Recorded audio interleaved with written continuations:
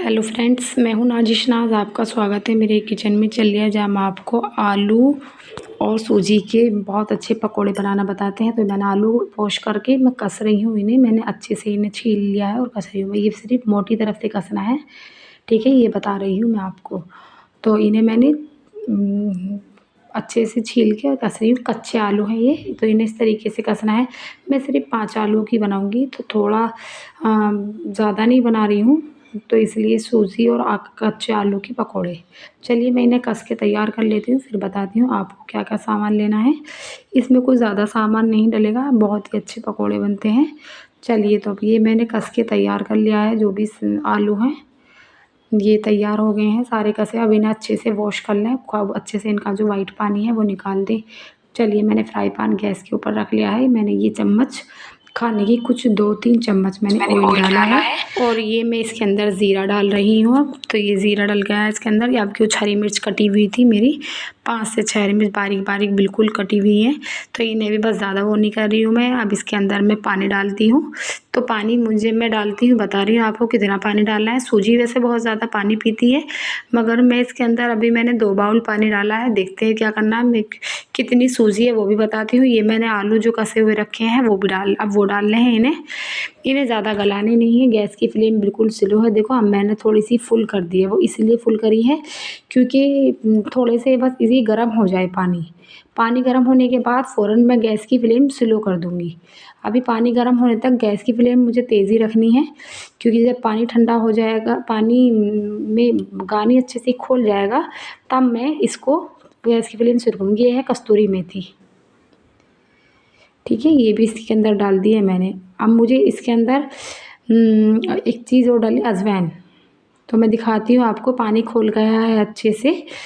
तो इसको पानी जब खोल गया है तो मैं गैस की फ्लेम जो है मैं वो स्लो कर दूँगी। तो ये अजवाइन है, पहले मैं अजवाइन डाल देती हूँ इसके अंदर। इसे हाथों से अच्छे से क्रश करना है। तो ये मैं इसके अंदर डाल दी है। चलिए, अब मैं डालती हूँ इसके अंदर मैगी मसाला।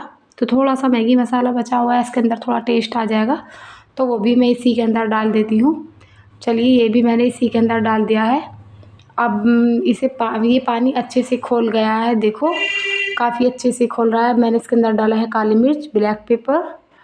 तो चलिए, अब मैं इसके अंदर जो मैं सूजी है वो इतना है, तो देखना सूजी एक थोड़ा कम है, 1 बाउल से। बाउल वही है जो से मैंने पानी नापा था।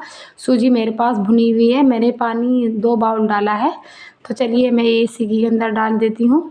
और डालने की सबसे मेन बात ये है कि आप चलाते रहें और थोड़ी थोड़ी डालते रहें। चलिए, अब ये इसके अंदर मैंने थोड़ी थोड़ी डाल दी है। अब मैं गैस की फ्लेम मैंने स्लो कर दी है, क्योंकि अब ये जो ना आलू ज़्यादा नहीं गलाने थे, सिर्फ आलू गल चुके हैं। अब इसे धीरे धीरे इस तरीके से पकाना है। चाहे तो आप बिना भुनी सूजी भी डाल सकती थी, मगर मेरे पास भुनी हुई रखी थी, मैंने वही डाल दी है। इसे अच्छे से जैसे आटे का डो पकाते हैं वैसे ही पकाना है, क्योंकि 1 कटोरे से कुछ कम सूजी और 2 बाउल पानी उसी कटोरी से मैंने नापा है। तो अब इसे अच्छे से खूब हाँ, मैंने नमक तो डालना भूल गई। मैं नमक बता रही ही आपको, ये नमक है, तो नमक स्वादानुसार डाल सकते हैं आप। तो चलिए, नमक भी मिला लिया है अच्छे से। जैसे एक आटा का डो बनाते हैं ना, आटा, तो उसका डो तो थोड़ा नॉर्मल होता है, ये थोड़ा टाइट डो बनाना है, क्योंकि आटे का डो तो बहुत ज़्यादा नॉर्मल होता है, थोड़ा ये टाइट बनाना है। सूजी अच्छे से फूल जाएगी और ये जो है ना मैश हो जाएगी पानी के अंदर।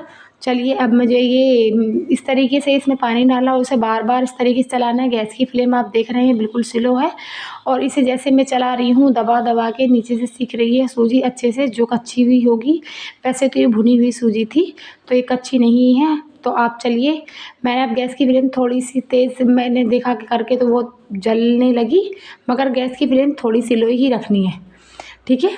जैसे आप देखो इस तरीके से चलाना है इसको, मतलब बार बार चलाना है। और जो नीचे लग जाएगा फ्राई पैन में या जो उस कढ़ाई में बना रही हैं तो आप उसको हटाना है बार बार।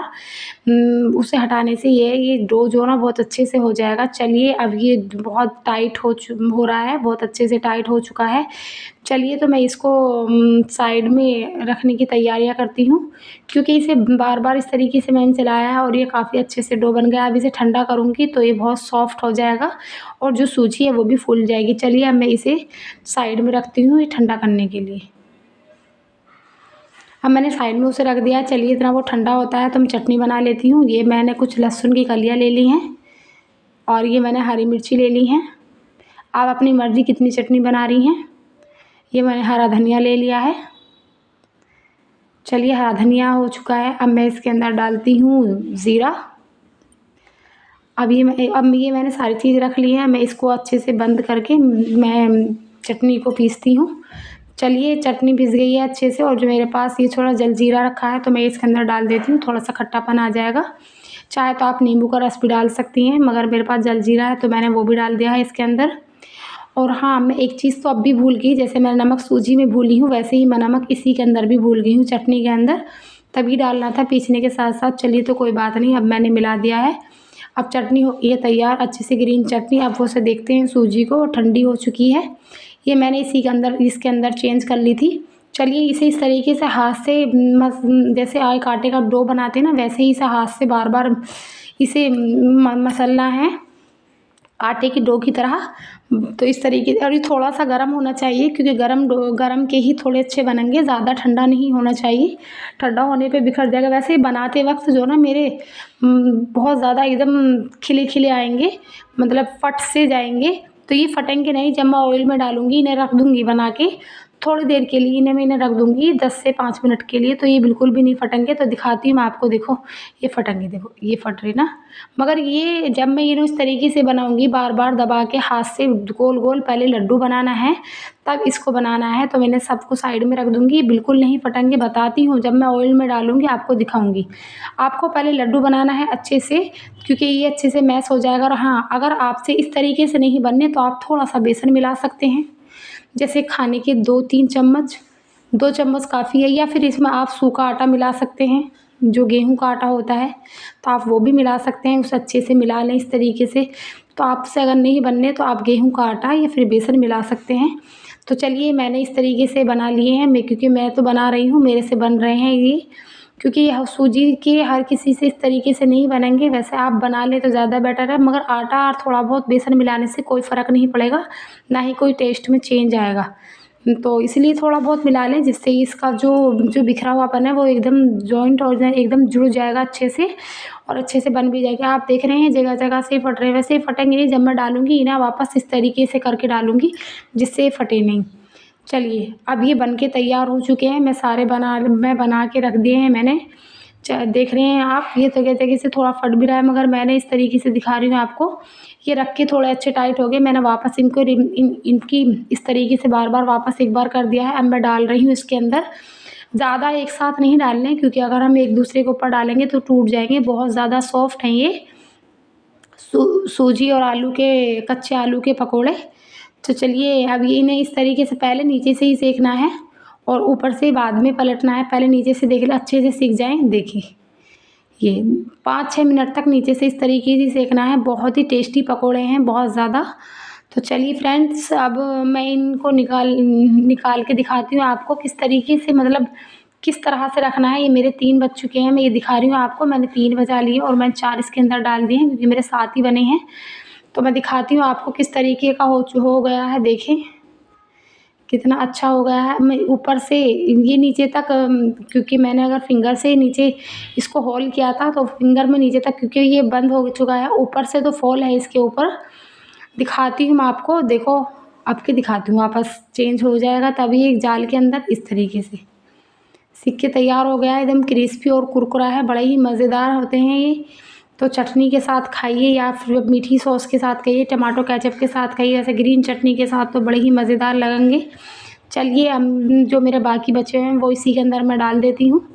और गैस की फ्लेम ज़्यादा तेज़ नहीं रखनी है मेरी, आपको थोड़ा कम है, फुल पे नहीं है, थोड़ा कम है। ये तरीके से आपको इन्हें सेकना है, क्योंकि अंदर तक सिक जाएंगे। चलिए फ्रेंड्स, सारे बन के तैयार हो गए हैं, और मैं देख रहे हैं आप कि कितने ही यम्मी और बड़े ही टेस्टी, अंदर से सॉफ्ट और बाहर से क्रिस्पी और कुरकुरे हैं।